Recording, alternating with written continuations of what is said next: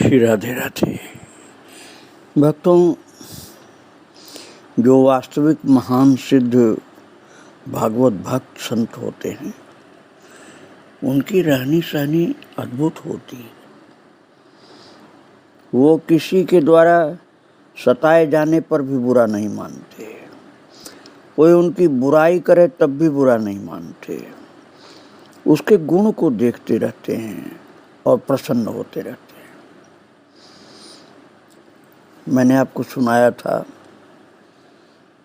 एक लखनऊ में बड़ा अफसर था, उसका मित्र उसके पास ले गया था नीम करोड़ी बाबा को। उसने बहुत ही बुरा बोला नीम करोड़ी बाबा के लिए, तो उसका मित्र उसको मारने के लिए रिवॉल्वर निकाल लिया कि इतने महान पुरुष के लिए ऐसा बोला। तो नीम करोड़ी बाबा बोले, अरे अरे अरे योगी है, चलो। महाराज जी उसको कुछ भी बुरा नहीं बोलने दिए। और वो मैंने उस चरित्र में आपको सुनाया था कि वो जा करके थोड़े दिन बाद वो अफसर जो था महर्षि कार्तिकेय जी का शिष्य बन गया। अर्थात सिद्ध पुरुष जीव के उस स्वरूप को भी देख लेते हैं जो वर्तमान में नहीं होता है। उनकी अतीन्द्रिय शक्ति होती है। इसी तरह से कार्तिकेय जी महाराज भी अद्भुत थे। कार्तिकेय जी के ऊपर किसी की निंदा स्तुति का कोई असर ही नहीं पड़ता था। तत्वदर्शी, अद्भुत ज्ञानी और महान भक्त पुरुष थे, सिद्ध थे, जिनके लिए ये शास्त्र वचन है, स्वाधीन रोगा प्रभुवन्ति सिद्धा। अर्थात सिद्ध पुरुष रोगों के त्याग और ग्रहण में स्वतंत्र होते हैं। स्वाधीन रोगा, उनके अधीन होता है रोग। जब चाहें तो रोगी बन जाएं, जब चाहें तो निरोग बन जाएं। स्वाधीन रोगा प्रभुवन्ति सिद्धा। श्री स्वामी कार्तिकेय जी का जीवन ऐसा ही था भक्तों। फाल्गुन महीने का अंत था, चैत्र प्रारंभ होने वाला था। महाराज जी स्वामी कार्तिकेय जी को खांसी का ठसका आने लगा और वो भयंकर रूप धारण किया। 1 मिनट की भी चैन नहीं पड़ती थी, लगातार खांसी आती थी। ये देख करके सब भक्त लोग दुखी होने लगे कि अब महाराज जी तो कोई दवाई ले ही नहीं रहे हैं, अब क्या करें हम लोग। तो एक सेवक था महाराज जी का, वो उस समय तो तहसीलदार था वो, और सिद्धेश्वरी प्रसाद दीक्षित नाम था। वो भागा गया कि हम महाराज जी के लिए डॉक्टर जरूर बुलाएंगे। और डॉक्टर को लेकर के जब आया, प्रसिद्ध डॉक्टर को ले आया, तो उस बगीचे में जब प्रवेश किया जहाँ महाराज जी विराजमान थे, तो डॉक्टर के पहुँचते पहुँचते सुप्रसिद्ध डॉक्टर को तहसीलदार साहब ले आए थे। महाराज कार्तिकेय जी की हिचकी और खांसी बिल्कुल बंद हो गई। हिचकियाँ भी आ रही थी, खांसी भी आ रही थी, और सब भी बिल्कुल ठीक हो गया। डॉक्टर पास में पहुंच भी नहीं पाया था, तब तक सब ठीक हो गया। और महाराज जी तो आसन लगा के बैठ गए। और डॉक्टर साहब के आते ही मुस्कुराते हुए भगवान का नाम बोले। तो लगभग 1.25 घंटे तक डॉक्टर अपना सब काम छोड़ करके महाराज जी के चरणों में बैठा रहा, ये देखने के लिए कि कोई तकलीफ हो तो मैं दवाई के लिए विनती करूं। परंतु महाराज जी को तो कोई तकलीफ ही नहीं हुई। एक बार भी हिचकी नहीं आई, जबकि बहुत परेशान थे हिचकियों से, और न एक बार खांसी आई, जो लगातार खांसी आ रही थी। तो वो जो तहसीलदार ले करके आया था डॉक्टर को, वो और डॉक्टर दोनों बड़े आश्चर्य में पड़े कि जिस बीमारी को दिखाने के लिए कितनी कठिनाई से डॉक्टर को यहाँ बुला के लाया हूँ, वो बीमारी का तो नामो निशान भी अब नहीं दिख रहा। अब डॉक्टर साहब क्या औषधि देंगे जब कोई बीमारी ही नहीं। तो भगवान की इच्छा के बिना हमारे दवा के, अब आप ये समझिए प्रभु की एक ऐसी कृपा थी कि ये तो भगवान के ही स्वरूप होते महाराज सिद्ध पुरुष। बिना दवा के महाराज जी ठीक हो गए, क्योंकि भगवान की इच्छा कहिए अथवा महाराज जी की इच्छा कहिए। तो महाराज जी ने मन में सोचा और बीमारी गई। जब उनकी इच्छा होगी फिर बुला लेंगे बीमारी को।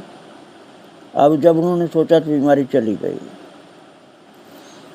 भगवान की इच्छा के बिना वो बीमारी इनके पास नहीं आ सकती, अथवा इनकी इच्छा के बिना नहीं आ सकती। अब दोनों चकित होकर देख रहे हो, तहसीलदार और डॉक्टर। सरकारी वो भी डॉक्टर भी बहुत प्रसिद्ध था। अब वो देखता रहा घंटों, न हिचकी आ रही न खांसी आ रही। महाराज जी तो भगवान का नाम बोल रहे आराम से। अब कैसे दवाई दे वो? डॉक्टर साहब ने कहा तहसीलदार से कि अभी तो कोई कष्ट नहीं है इनको, परंतु कदाचित कोई कष्ट उपस्थित हो जाए, तो इसलिए मैं कुछ औषधि अर्थात दवाई दे के जा रहा हूँ, जरूरत पड़ने पर आप खिलाइएगा। वो महाराज जी के उस बगीचे की सीमा से बाहर जब दूर चला गया, तो फिर से स्वामी कार्तिकेय जी को पहले जैसा रोग प्रकट होना शुरू हो गया। महाराज जी को वही खांसी का ठसका फिर शुरू हो गया। और तहसीलदार और डॉक्टर जो आंखों से थोड़ा दूर ओझल कुछ हो गए, कुछ दूर बगीचे के बाहर गए, तुरंत बीमारी चालू महाराज जी की। और ऐसा जब देखा है उनके सेवकों ने, तो भक्तों, सेवक की ही विशेषता होती है कि स्वामी को थोड़ा सा प्रेम की अधिकता में कुछ प्रणय को भी कर लेते हैं। ऐसे समझिए जैसे माताएं अपने पति के ऊपर प्रेम के कारण कभी कभी डांट लगा देती हैं, ऐसे ही महाराज जी के सेवकों में जो एक आचार्य संत थे श्री राम प्रपन्नाचार्य जी, वो थोड़ा सा महाराज जी की ओर अपनेपन के कारण बोले, थोड़ी नाराजगी दिखाते हुए कि क्या आपका ये सारा कष्ट देखना हम ही लोगों के भाग्य में है? आप हम लोगों के सामने तो रोगी रहते हैं, हिचकी भी लेते हैं, खांसी भी आती है, और जब किसी तरह से एक अच्छे से डॉक्टर को बुला के लाया गया तो उनके आने के पहले आप बिल्कुल निरोग हो गए। ये क्या लीला है आपकी? डॉक्टर के आने पर तो बिल्कुल निरोग हो गए, डॉक्टर दवाई कैसे दे आपको? और उनके जाते ही आप फिर से बीमार पड़ गए। हम लोगों को आपका बीमार स्वरूप देखना पड़ रहा है। तो महाराज जी मुस्कुराने लगे और बोले, भैया आप लोगों को तकलीफ है तो जो डॉक्टर दवाई दे गया उनको खिला दो।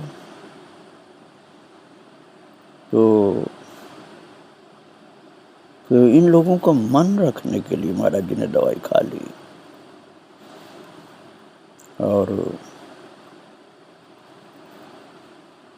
फिर भक्त लोग कहते थे, महाराज जी को ये बीमारी भी पता नहीं इनकी खुद की है कि दूसरे की ले लेते हैं।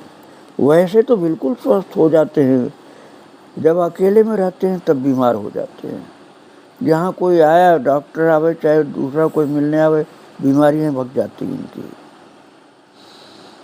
ये लीला सिद्ध पुरुष की ही होती भक्तों। एक दिन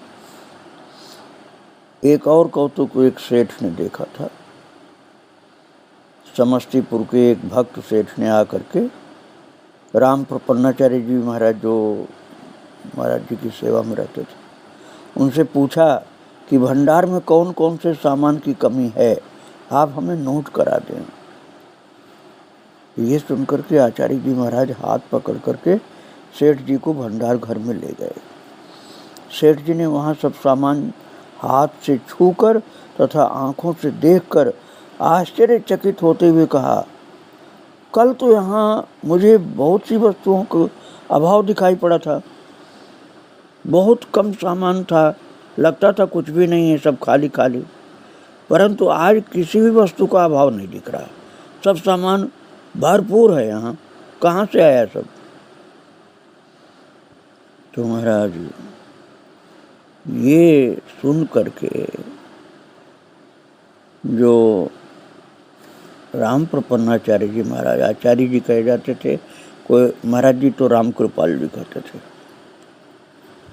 श्री कार्तिकेय जी, और लोग आचार्य जी कहते थे, नाम था श्री राम प्रपन्नाचार्य जी।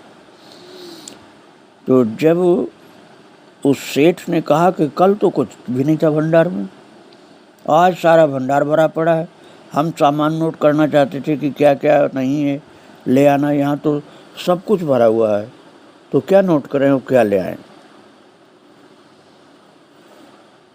तो महाराज श्री राम प्रपन्नाचार्य जी ने समझाया सेठ जी को कि भैया यहाँ की लीला अद्भुत है।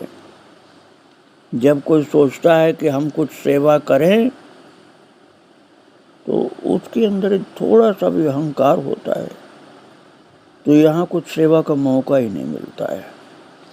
यहाँ भंडार पूरा भरा हुआ उसको मिलता है, और ये भंडार की सब व्यवस्था यहाँ अन्नपूर्णा जी करती हैं। इसलिए आपको न तो लिस्ट बनाने की आवश्यकता पड़ेगी, न कोई सामान लाने की आवश्यकता पड़ेगी। यहाँ कोई बात की कमी ही नहीं, तो क्या आप ले आएंगे।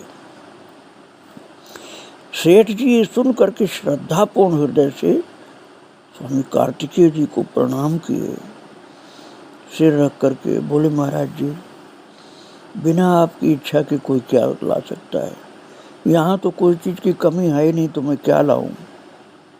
मैं तो नोट करने के लिए लाया था कागज़ पेन सही, वो कागज़ पेन पर लिख क्या मैं लिखूं कोई चीज़ से, हम तो भर सब भरा पड़ा।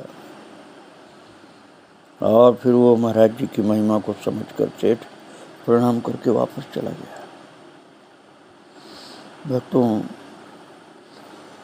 बहुत ज़्यादा कोई विनम्र हो तभी कुछ उसकी सेवा स्वीकार करते थे महाराज जी, नहीं तो मौका ही नहीं आने देते थे।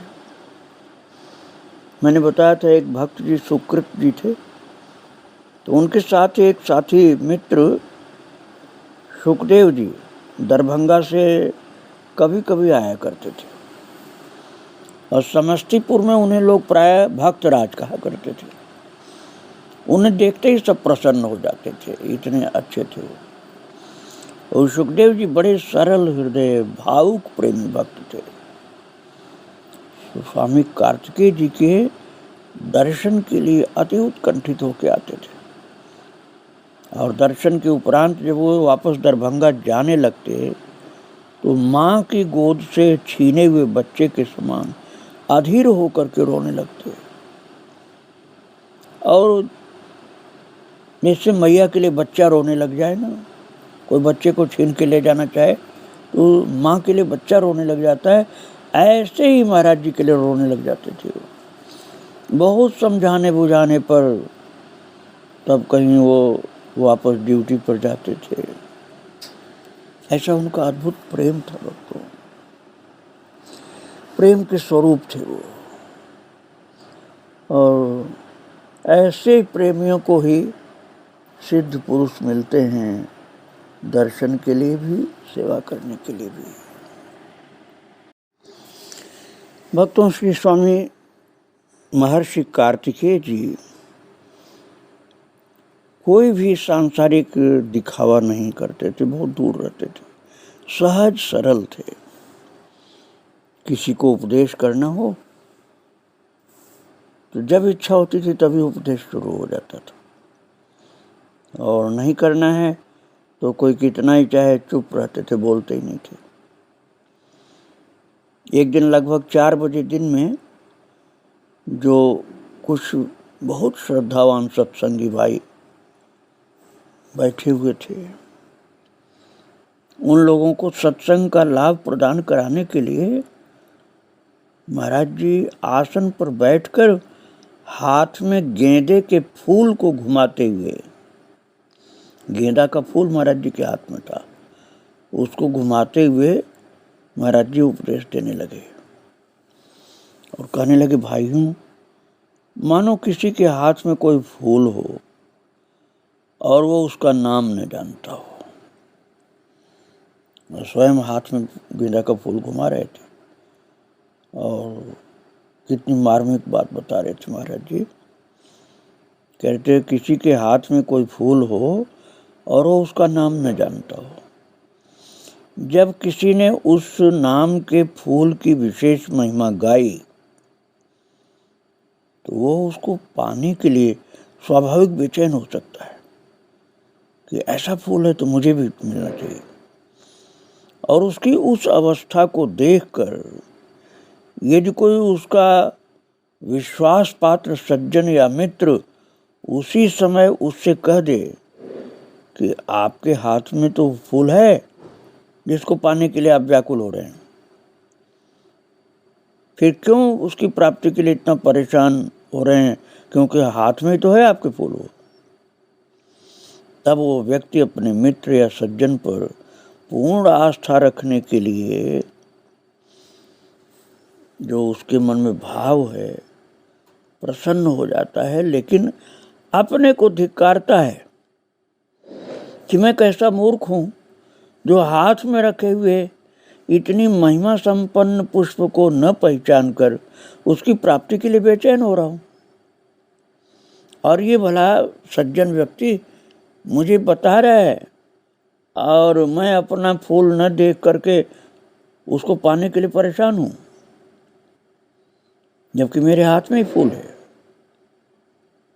ये तो इतना प्रभावशाली पुष्प है, ऐसा विश्वास आते ही उसकी प्रसन्नता की कोई सीमा नहीं रहती कि अरे अरे जितनी महिमा बताई गई उस फूल को मैं ढूंढ रहा था और वो तो मेरे हाथ में ही है। ठीक उसी प्रकार अनादिकाल से भटकता हुए प्राणी संतों तथा गुरुदेव द्वारा जब रूप राशि श्री भगवान को सर्वत्र पहचान करके परमानंद का अनुभव करता हुआ भाव भर जाता है, भाव से भर जाता है, वो कृतकृत्य हो जाता है कि अरे मैं जिस प्रभु को चाहता था वो मेरे तो चारों तरफ विराजमान है।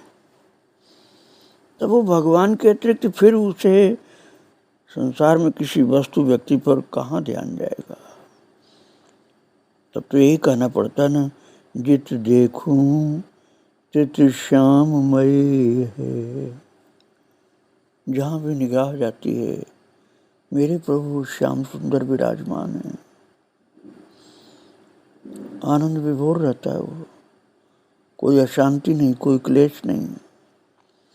परंतु जब तक प्राणी को अखंड सुख शांति स्वरूप श्री भगवान की महिमा का बोध नहीं होता, वो प्राप्त क्षणभंगुर वस्तु व्यक्तियों में ही अखंड सुख की कल्पना करता हुआ सदा आबद्ध रहता है। अखंड सच्चिदानंद घन भगवान की प्राप्ति का कोई लक्ष्य नहीं बना पाता वो। इसलिए बिना प्रभु की महिमा जाने कभी संसार की आसक्ति से मुक्ति मिलने वाली नहीं है। इसीलिए कहा गया है, ऋते ज्ञानान न मुक्ति ही, अर्थात जब तक भगवान की महिमा कोई जानेगा नहीं तब तक मुक्ति नहीं हो सकती। ये सूक्ति है, ऋते ज्ञानान न मुक्ति। इसलिए भगवान की महिमा का ज्ञान होना चाहिए, और भगवान की महिमा का ज्ञान होगा सत्संग से। इसलिए सत्संग की बहुत भारी महिमा है। जो हाथ से चमकते हुए तुच्छ कांच के टुकड़ों को फेंकवा करके अखंड सुख संपादक विवेक रूपी हीरे को प्रदान करके कृतकृत्य बना देता है, वो सत्संग होता है। किसी दिन एक इंजीनियर साहब स्वामी महाराज कार्तिकेय जी का दर्शन करने आए और हॉल में आसन लगा हुआ था जहाँ महाराज जी समस्तीपुर में उन दिनों रह रहे थे, वहीं की बात है। तो महाराज जी ने पहले ही उनसे प्रश्न किया, आप तो इंजीनियर हैं, क्या आपने कभी शरीर की इंजीनियरिंग पर ध्यान दिया? वो हैरान हो गए कि महाराज जी को सब कौन बता दिया कि मैं इंजीनियर हूँ। महाराज जी शाह जी बोल पड़े, आप इंजीनियर हैं, लेकिन आपने क्या शरीर की इंजीनियरिंग पर ध्यान दिया कभी? क्या सबसे बड़े उस सचराचर निर्माता इंजीनियर्स की पहचान आपसे हुई है? ये सुनकर बेचारे इंजीनियर साहब अवाक हो गए, चकित रह गए कि मैंने तो इस बात को कभी सोचा भी नहीं था। मैं तो अपने को ही बहुत बड़ा इंजीनियर समझकर अहंकार में रहता था। और अब चकित होकर महाराज जी की ओर देखने लगे वो, और महाराज जी की ओर देखते ही रह गए कि आज महाराज जी ने क्या बोला मुझसे। दया सागर ने बहुत देर तक उन्हें अपने सत्संग का लाभ प्रदान करके भागवत भक्त बना दिया। ऐसे सिद्ध पुरुष की कृपा हो जाए तो भक्ति क्यों नहीं मिलेगी। और भक्तों, भाग्यशाली विवेकी पुरुष समझदार लोग आते रहते थे महाराज जी के पास। महाराज जी की प्रतिभा, स्वभाव और सत्संग से जो प्रभावित हो गए थे, जो समझ गए थे, उन लोगों के हृदय में महाराज जी के दर्शन का लाभ मिल जाता था। और दर्शन के लिए पहले तो व्याकुलता आती है कि हमको भी दर्शन मिले महाराज जी का, हमको भी दर्शन मिले। तो वो लोग इकट्ठे होकर कुछ लोग प्रेमी आते थे। तो एक दिन समस्तीपुर में आकर के ऐसे भक्त लोग बहुत से आए थे, महाराज जी से विनती करने लगे और सत्संग की कृपा आपकी हमें प्राप्त हो, जिससे हमें ज्ञान हो, भक्ति प्राप्त हो। यही विनती उन लोगों की चल रही थी। तो भक्तों, महाराज जी को तो और भक्तों के सुख का ध्यान रहता था, अपने सुख का ध्यान नहीं रखते थे कि हमें सुख मिले। जो भक्त लोग आएंगे, गुरु पूर्णिमा निकट है, वो रुक नहीं सकते, प्रेमी भक्त लोग आएंगे जरूर। और महाराज जी को किसी के घर में रुकने का बिल्कुल मन नहीं होता था। इसलिए दलसिंह सराय नाम की जगह पर एक बगीचा, बहुत सुंदर विशाल बगीचा था। महाराज जी ने कहा वहीं हम रहेंगे, खुली जगह है, जिसको आना हो वहाँ आ सकता है, किसी के लिए मना नहीं है। तो भक्त लोग महाराज जी की प्रकृति को समझ करके निश्चित कर लिए, हाँ वो ठीक जगह है। बगीचे के कुछ दूर दूर पर कोई कोई कमरा भी था, पास में बिल्कुल नहीं था। अब पता नहीं वो बगीचा दलसिंह सराय में अब है कि नहीं, हो सकता बिल्डिंगें बन गई हों। लेकिन उस समय महाराज जी को वो अच्छा स्थान लगा, इसलिए वहीं जाकर के विराजमान हुए।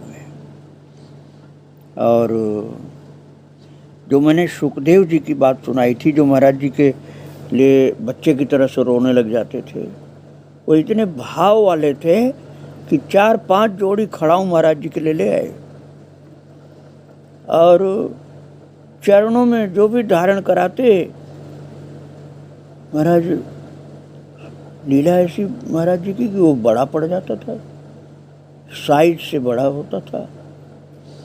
तो ये देख करके बड़े निराश होकर दुखी हो गए सुखदेव जी भक्त कि महाराज जी नंगे चरण ही रहते हैं, अब मैं खड़ा हूँ पहनाना चाहता हूँ तो जो भी लाया हूँ सब साइज में बड़े आ रहे हैं, क्या करूँ।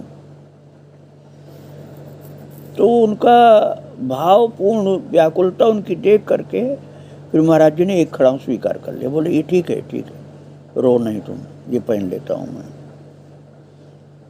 तो इस तरह से भावग्राही महाराज जी भक्तों का भाव देख करके ग्रहण कर लेते थे, चाहे उनको